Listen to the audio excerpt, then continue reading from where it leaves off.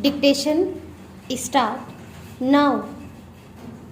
Madam, I rise to support the bill which seeks to include certain tribal communities in the list of scheduled tribes. Some members here we demanded the inclusion of certain tribes from Karnataka in the list of scheduled tribes.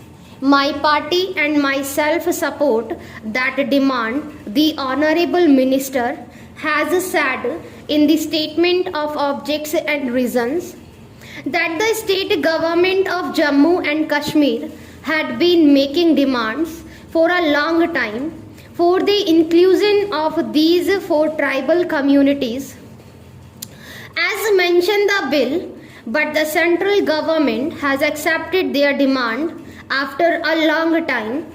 It is not the question of four tribal communities of Jammu and Kashmir alone. We have many tribal communities in Maharashtra, Madhya Pradesh, and who have not yet found a place in the list of scheduled tribes even after 65 years of independence. As a result, they have been deprived of various benefits conferred upon them under the Constitution. We feel that such tribals of the said states should also be included in the list of scheduled tribes so that they can also enjoy the various benefits like other tribals in the country. Madam, it is not the question of conferring economic benefits alone upon the tribals. We shall have to see that their languages, education and cultures are protected properly. We have noticed that the languages of many tribal communities living in our country have not been developed fully. Their cultures also have not been developed fully. Their cultures are also have not been developed fully. Consequently, the cultures of such tribals are almost on the point of extinction. Naturally, the tribals have become very much concerned with the preservation on their culture. We have find serious discontent among the tribals on account of this. The imperialist powers and secessionist forces are taking advantage of this kind of discontent among the tribals. I come from the northeastern region. There, the tribals have discontent due to non-preservation of their languages and cultures. The imperialist power are taking advantage of their discontent and inciting them to succeed from India.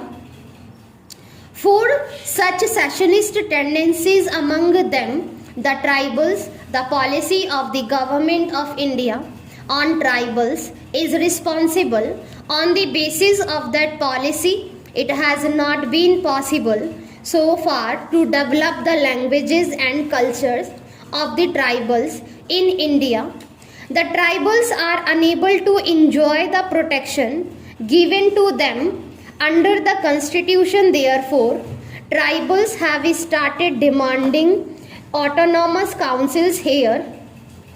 My party feels that the tribals should be conceded autonomous councils so that they can preserve their languages, cultures and their ancient civilizations. My party further feels that such an autonomy to the tribals is not outside the framework of the Constitution of India. But the tribals have been deprived of their legitimate right due to 65 years misrule of Congress government at the center. As a result, the imperialist power and secessionist forces are taking full advantage of the growing of discontent among the tribals in our country.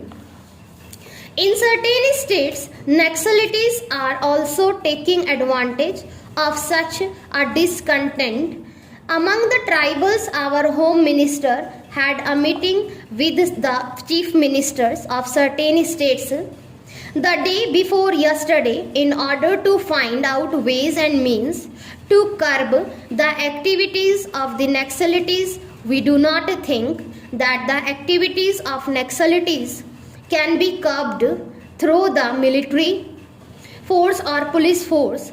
We can pacify the tribals only by conceding their legitimate demands. Tribals are justified in ensuring the discontent if they find that their communities are on the point of extinction. Madam, the tribal problem is very acute in Tripura. In this old tribal precisely stated that due to the influx of refugees from East Pakistan, the tribals are now 28% of the total population there. The influx of refugees is still on from present Bangladesh, not only in Tripura but also in other parts of northeastern region. It is known to all the members in this house that the Communist Party government established autonomous district council for the tribals in Tripura. The refugees are entering those areas also which are under the jurisdiction of the autonomous district council. The main object behind the movement of refugees in those areas is to turn the tribals into minorities in their own areas, and such a movement has been possible due to the policy of the present Congress government there. Madam, when we were struggling for the right of the tribals in Tripura, the Congress party in Tripura and the then president were opposed to the establishment of autonomous district council in the state. The said president of the Congress party wanted the non-tribals to send him to the Lok Sabha so that he can move an amendment to repeal the 6th and 7th schedules to the constitution. It is our misfortune that we are still following a policy which does not safeguard the interest of the tribals. I demand that inner line permit should be introduced in Tripura. The Tripura Legislative Assembly has accepted this demand by passing a resolution unanimously on this issue.